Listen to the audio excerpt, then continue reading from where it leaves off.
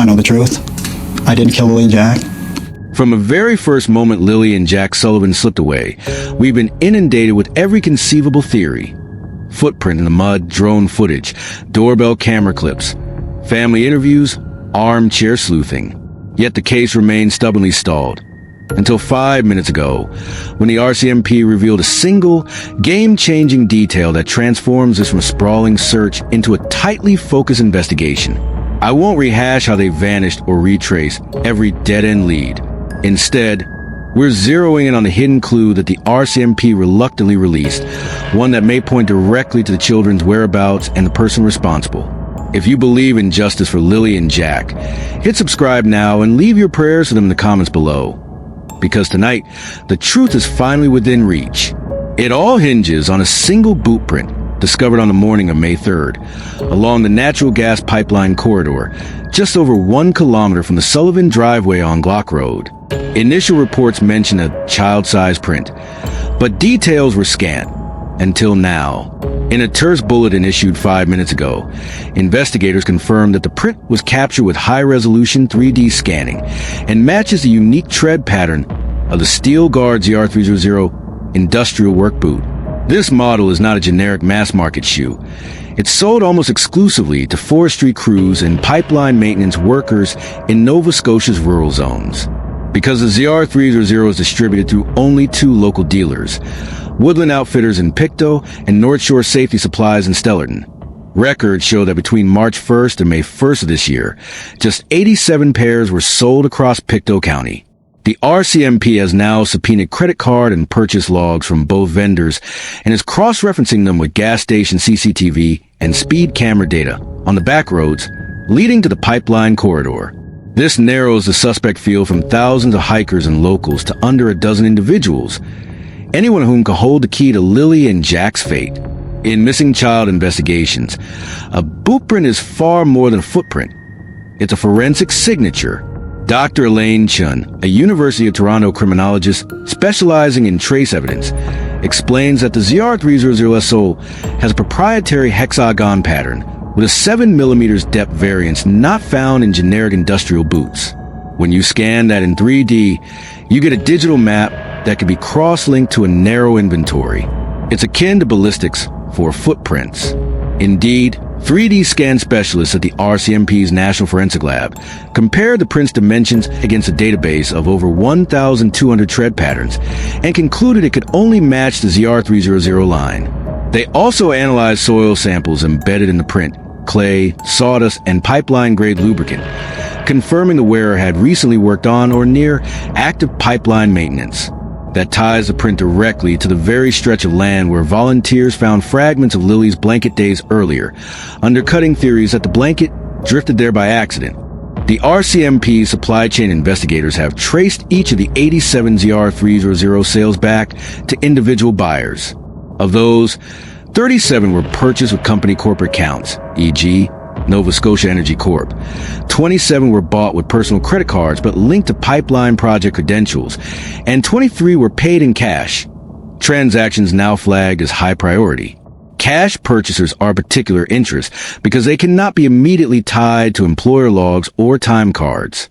Investigators believe the children may have been taken by someone who wanted to remain off the books outside typical shift schedules. Next steps. RCMP has already secured warrants to obtain cell tower ping data for all 87 buyers on the morning of May 2nd. They're also seeking speed camera footage from 3 rural intersections connecting to the pipeline service road. If a suspect arrived in a white pickup truck, as several neighbors reported seeing at dawn, plate batch data could further narrow the list from 87 names to 3 to 5. Remember the torn blanket said to belong to Lily? Early media reports dismissed it as debris swept by rain. But forensic fiber analysts at Dalhousie University have re-examined the fragment under polarized microscopy and chemical dye tests, concluding it matches the exact fuzzy pile we've sold exclusively by a small crafts outlet in nearby Trenton. Coincidentally, that same outlet's purchase logs reflect several orders placed in early April by pipeline crew supervisors, who also picked up ZR300 boots at Woodland Outfitters. This convergence, blanket fragment and boot print, strengthens the theory that someone intentionally planted the blanket to mislead police dogs away from the true trail. It also suggests inside knowledge of search protocols, indicating the perpetrator may have worked alongside the RCMP at training sessions or drills where such tactics were discussed. Within minutes of the RCMP's announcement, conflicting statements streamed from the Sullivan family. Daniel Martel, the stepfather who volunteered for a polygraph and pleaded publicly for new leads, said, "Finally, real evidence. If anyone in Pictou County saw ZR300 boots in yards or on TikTok, please call 902-896-5060. Let's bring Lily and Jack home." Meanwhile, Malaya Brooks Murray, the children's mother, released a handwritten note through her lawyer. This clue gives us hope. No more theories, just facts. Please, in the name of our children, come forward. On social media, hashtag ZR300Watch began trending alongside hashtag FindLilyAndJack. Volunteer sleuths posted side-by-side images of suspected boots spotted in local ads.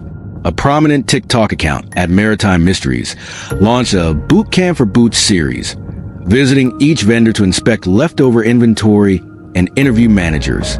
Each clip garnered tens of thousands of views, amplifying pressure on the RCMP to move from clue to suspect. Opposition MLAs seized upon the revelation in the Nova Scotia legislature, demanding transparency and full public hearings. They highlighted the RCMP's close-to-the-vest approach in early May, which they claim eroded community trust.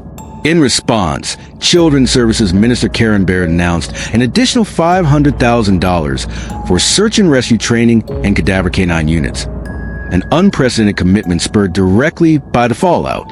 Meanwhile, national bodies like the Canadian Centre for Child Protection and the National Centre for Missing Persons praise the RCMP's willingness to share forensic specifics, urging other jurisdictions to adopt similar transparency when forensic breakthroughs occur.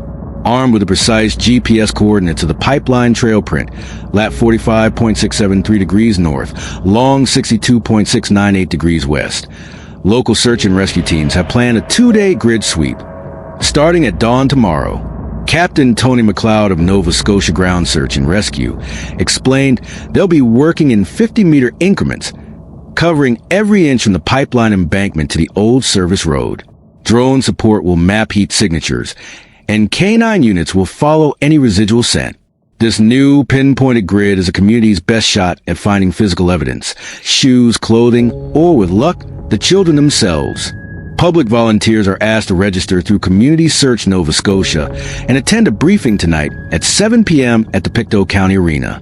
Organizers emphasize safety, hot temperatures, uneven terrain, and remind participants to wear steel-toed footwear, not the ZR300, and bring at least 2 liters of water. Dr. Heather Morales, a child abduction specialist, said, "Breaking a cold case hinges on linking physical evidence to a suspect. This bootprint is powerful because it ties the crime scene to a specific demographic. It's a textbook lead." Detective Sergeant James Porter, retired from the RCMP Cold Cases Unit, added, "I've seen footprints get overlooked until someone revives the file. Once you focus on a make and model, you can generate search warrants and compel data from phone carriers, often the turning point.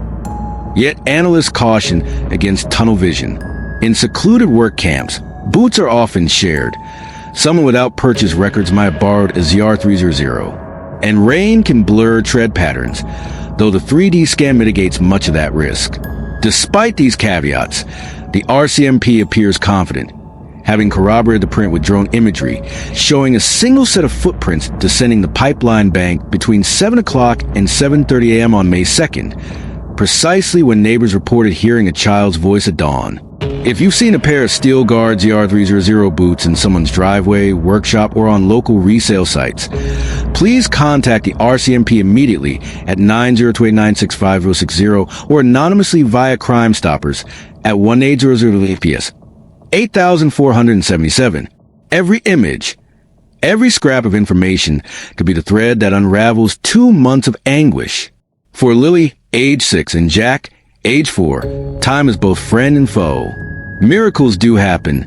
Children have been found alive after months in the wilderness, but only if we follow the evidence without distraction.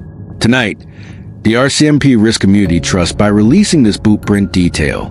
Now, it's our turn to honor their leap of faith by turning that clue into action. Subscribe now.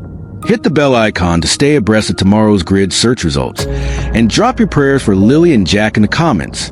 Together, with science, solidarity, and steadfast hope, we can crack this case wide open and bring these children home. Stay safe and stay tuned.